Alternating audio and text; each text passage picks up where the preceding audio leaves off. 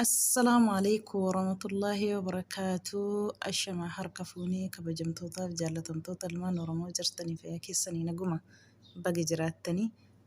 ما شاء الله ما شاء الله. ربيني أموري سنا إيرس ولين ألف مبروك ألف مبروك ألف مبروك سنين جنرة. ما كيشا إبسشا بقى جمدني.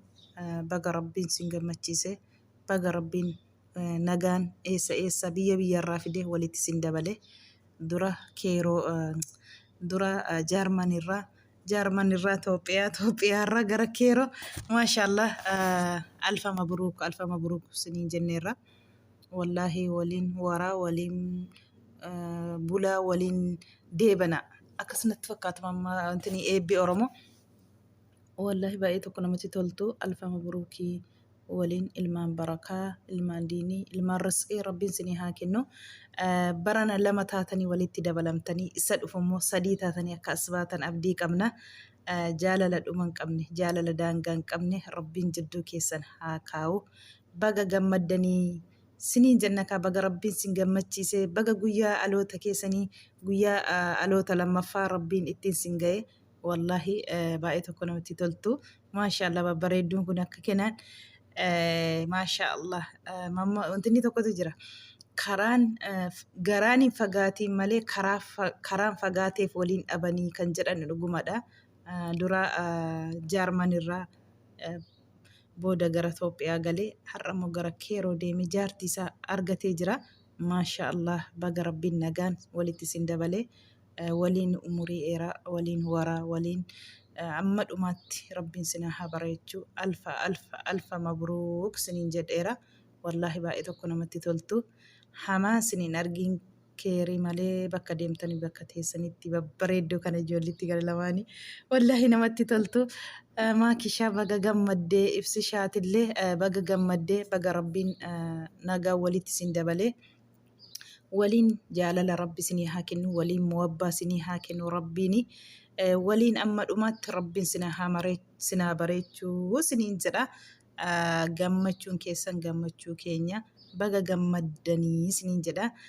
shugguxxii oromoo maashaallah baga gammaddee sin jedha bareedduu koo bishbishee koo wallaahi baga rabbiin si gammachiise baga aloota kee guyyaa lammaffaa lamaan keessanuu guyyaa lammaffaa aloota keessan baga ittiin sin ga'ee baga kana geessanii rabbiin sinaa haa bareechuu amma dhumaatti siniin jedha alfa